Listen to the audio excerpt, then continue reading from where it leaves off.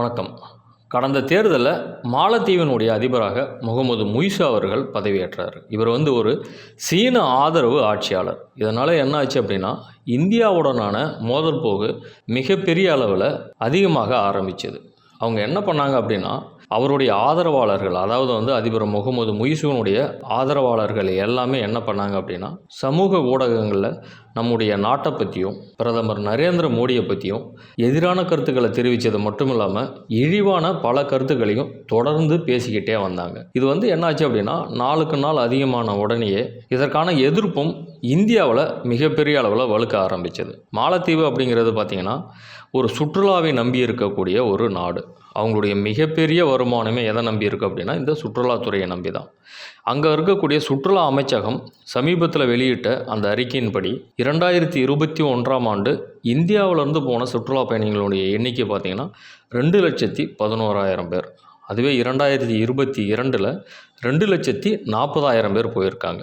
இந்த எண்ணிக்கை 2023 2,91,098 பேர், அதாவது கிட்டத்தட்ட 3 லட்சம் பேர்.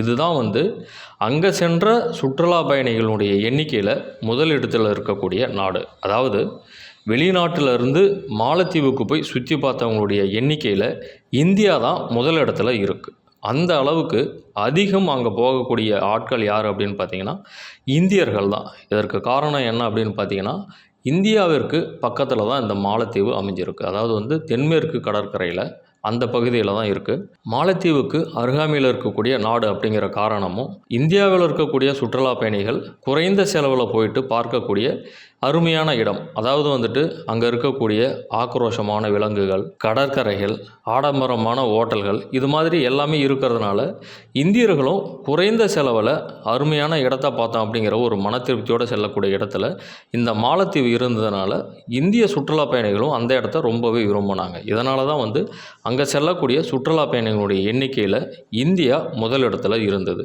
இந்த சூழ்நிலையில் தான் அங்கே அதிபராக முகமது முய்சு பதவியேற்ற பிறகு இந்தியாவுடனான அந்த மோதல் போக்கு அதிக அளவில் வந்த உடனே இந்திய தரப்பில் இருந்தும் இதற்கு எதிர்ப்பு வலுக்க ஆரம்பித்தது. ஒரு கட்டத்தில் என்ன ஆச்சு அப்படின்னா, பிரதமர் நரேந்திர மோடி அவர்கள் இந்தியாவினுடைய ஒரு பகுதியான லட்சத்தீவுகளில் இருந்து அந்த இயற்கை அழகை வெளிப்படுத்தும் விதமாக சில காணொளி காட்சிகளையும் சில புகைப்படங்களையும் வெளியிட்டார். இது சமூக வலைதளங்களிலும் ஊடகங்களிலும் மிகப்பெரிய ஒரு வரவேற்பை பெற்றது. இதனால் என்னாச்சு அப்படின்னா, சுற்றுலா பயணிகள் இந்தியாவினுடைய ஒரு பகுதியான லட்சத்தீவின் மீது ஆர்வம் அதிகமாக ஆரம்பிச்சது. அங்கே போகணும் அப்படிங்கிற எண்ணம் இந்தியர்கள்கிட்ட அதிகமாக வர ஆரம்பிச்சது.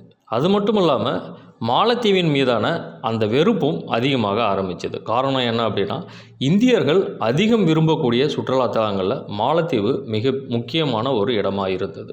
குறிப்பாக சொல்லணும் அப்படின்னா, இந்த கொரோனா காலகட்டத்தில் கூட அங்கு சென்ற இந்தியர்களுடைய எண்ணிக்கை 63,000 பேர். அந்த அளவுக்கு இந்தியர்கள் அந்த இடத்த ரொம்பவும் விரும்பினாங்க. மற்ற நாடுகள் பல கட்டுப்பாடுகளை விதித்தப்போ கூட இந்த சுற்றுலாவை நம்பி இருக்கக்கூடிய மாலத்தீவு சுற்றுலா பயணிகளுக்கு அனுமதி கொடுத்தது. ஏன் அப்படின்னா, அவங்களுடைய வருமானமே அதை நம்பி தான் இருக்குது. இங்கே இருக்கக்கூடிய இந்தியர்களுமே இங்கே உள்ளே அடைஞ்சு கிடக்காமல் அங்கே போயிட்டு வந்தோம்னா ஒரு நிம்மதியாக இருக்கும், அது போக தனிமையில் இருந்த மாதிரி இருக்கும் அப்படிங்கிறதுனால அங்கே போயிட்டு வந்தாங்க. அந்த மாதிரி நினைத்த இந்தியர்களுடைய எண்ணிக்கை 63,000 பேர். இது கொரோனா காலகட்டத்தில் கட்டுப்பாடுகள் போடப்பட்டிருந்த அந்த நேரத்தில் மட்டும் சென்ற சுற்றுலா பயணிகளுடைய எண்ணிக்கை இது. அந்த அளவுக்கு மாலத்தீவை அதிகம் நேசிக்கக்கூடிய இந்திய சுற்றுலா பயணிகள் நம்முடைய நாட்டை இந்த அளவுக்கு கேவலமாக பேசுகிறாங்களே அப்படிங்கிற மன வருத்தத்தினால மாலத்தீவுக்கு போகிறத முழுமையாக நிறுத்த ஆரம்பித்தாங்க. இதனுடைய விளைவாக அங்கே செல்லக்கூடிய சுற்றுலா பயணிகளுடைய எண்ணிக்கை இப்போ சமீபத்தில் அந்த சுற்றுலா அமைச்சகம் வெளியிட்டிருக்கக்கூடிய அந்த தரவுகளின்படி 2024ஆம் ஆண்டு மார்ச் 2ஆம் தேதி வரைக்கும் அங்கே சென்ற சுற்றுலா பயணிகளுடைய எண்ணிக்கை வெறும் 27,224 மட்டும்தான். இது 33% குறைவு அப்படின்னு சொல்லி அந்த சுற்றுலா அமைச்சகம் சொல்கிறாங்க.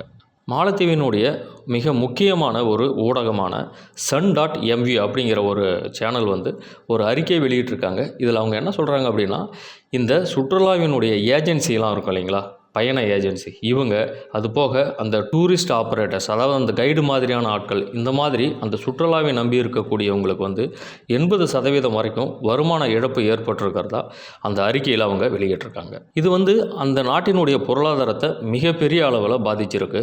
ஏன் அப்படின்னா, சுற்றுலா பயணிகளுடைய வருகை குறைஞ்சதுனால அந்த அரசாங்கத்துக்கு வர வேண்டிய வருமானம் குறைந்தது மட்டுமல்லாமல் அந்த சுற்றுலாவை நம்பி இருக்கக்கூடிய பலதரப்பட்ட மக்களுக்கும் இந்த வருமான இழப்பு மிகப்பெரிய அளவில் ஒரு பொருளாதார நெருக்கடியை கொடுத்துருக்கு. இப்போ இருக்கக்கூடிய இந்த நிலைமை மிக ஆபத்தான ஒரு நிலைமை அப்படின்னு சொல்லி பொருளாதார வல்லுநர்கள் எச்சரிக்கை விடுத்திருக்காங்க. அதையும் தாண்டி எதிர்க்கட்சிகள் எல்லாமே இதை வன்மையாக கண்டிக்க ஆரம்பிச்சிருக்காங்க. இந்த மாதிரியான சூழ்நிலை அங்கே ரொம்ப அதிகமாகி இருக்கு. அதாவது எதிர்க்கட்சி தன்னுடைய வரட்டு கௌரவத்தை விட்டுட்டு இந்தியாவுடனான மோதல் போக்கை முழுவதுமாக நிறுத்திட்டு அவங்க கூட சுமூகமான நல்லிணக்கத்தை கடைப்பிடிக்கணும் அப்படின்னு சொல்லி எல்லா தரப்பிலும் இருந்தும் ஆளும் கட்சிக்கு எதிர்ப்பு வலுத்ததுனால இப்போது அந்த மாலத்தீவு இறங்கி வந்திருக்காங்க. இவ்வளவு நாள் எதிரான கருத்துக்களையும் இழிவான வார்த்தைகளையும் பேசிக்கிட்டு இருந்த மாலத்தீவு ஒரு படி கீழே இறங்கி இந்தியாவினுடைய உதவியை நாடி வந்திருக்காங்க. இதனுடைய முதல் கட்டமாக என்ன பண்ணியிருக்காங்க அப்படின்னா, மாலத்தீவிலிருந்து நம்மளுடைய அண்டை மாநிலமான கேரளாவில் இருக்கக்கூடிய திருவனந்தபுரத்திற்கு